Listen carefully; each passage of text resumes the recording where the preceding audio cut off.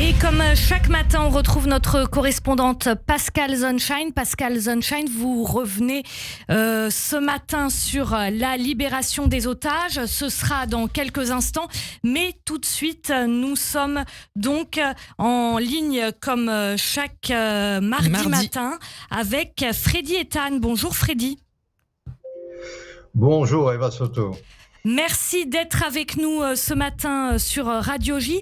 Alors Freddy, vous revenez ce matin sur ces 6 mois après ces terribles attaques du 7 octobre. Est-ce que c'est le moment de faire le bilan ?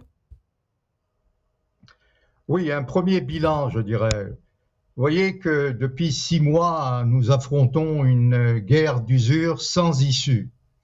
Et 604 soldats sont déjà tombés.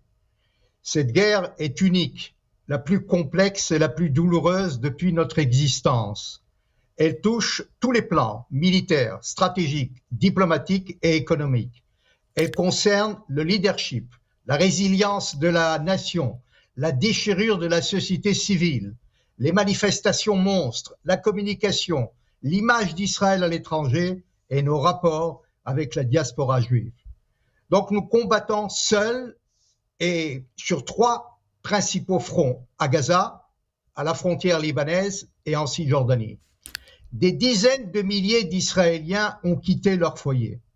Et pour la première fois depuis 1948, des centaines de terroristes palestiniens ont franchi la frontière et ont conquis un territoire souverain de l'État d'Israël. On aurait pu éviter cette guerre, car on a négligé la collecte des informations par des agents sur le terrain, c'est-à-dire le renseignement d'origine humaine. La haute technologie de pointe utilisée par les unités du renseignement militaire n'est pas suffisante. Nous nous défendons aussi contre des menaces lointaines. L'Iran est le principal saboteur de la normalisation avec l'Arabie saoudite. C'est l'ennemi numéro 1. Le combat est également contre l'antisémitisme, la délégitimation et la désinformation dans les médias et sur les réseaux sociaux. Donc la guerre contre le Hamas n'a pas atteint tous ses objectifs. Certes, la majorité des structures du pouvoir militaire et administratif de l'organisation islamique a été démantelée, mais la conquête de Rafah demeure suspendue malgré la date que Netanyahou vient de prononcer. En raison des pressions internationales, Tsahal donc a changé de tactique, mais n'a pas quitté Gaza. Une division se trouve toujours sur le terrain, prête à des opérations ponctuelles et à éviter le retour des combattants du Hamas et du djihad. Contrairement au succès militaire, le gouvernement gère mal la guerre. Et sur le plan diplomatique, Israël se trouve de plus en plus isolé. Tout dépendra des manœuvres politiques du gouvernement Netanyahou et surtout de la position américaine.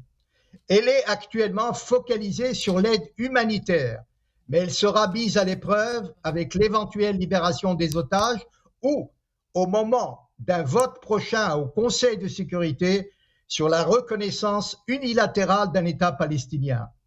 Plusieurs pays européens sont d'ailleurs favorables. La France aussi pourrait joindre cette initiative. Nous avons vu que le président Macron, le roi Abdallah et le président Sisi d'Égypte ont publié une tribune commune dans ce sens. Mais cette initiative est très dangereuse pour Israël. Cette reconnaissance sera une victoire pour les ayatollahs d'Iran et une récompense pour les organisations terroristes islamistes. Il existe d'ailleurs en Israël un consensus sur ce sujet. Il n'est pas question pour l'heure de créer un État palestinien dirigé par des chefs terroristes, sans négociation préalable et sans atteindre la fin de la guerre et un accord sur le statut final. Donc, dans ce contexte explosif, Tsahal n'a pas le choix que de poursuivre le combat contre vents et marées. Pour gagner cette guerre, nous devions enfin nous unir et être solidaires. En cette veille de Pessah, fête de la délivrance, calmons les esprits, redoublons nos efforts pour mettre un terme à nos querelles. Seule l'union et notre foi dans notre juste cause aboutiront à la victoire et à la paix. Merci beaucoup Freddy Ethan, ancien ambassadeur d'Israël. Effectivement, 6 mois après la terrible attaque du 7 octobre, les pressions se font plus fortes sur Israël au niveau humanitaire alors que les négociations continuent toujours pour la libération des otages. Il en reste 133 dans la bande de Gaza qui sont donc en otage depuis plus de 180 jours. Et comme chaque matin sur Radio J, on pense à elle. Radio J.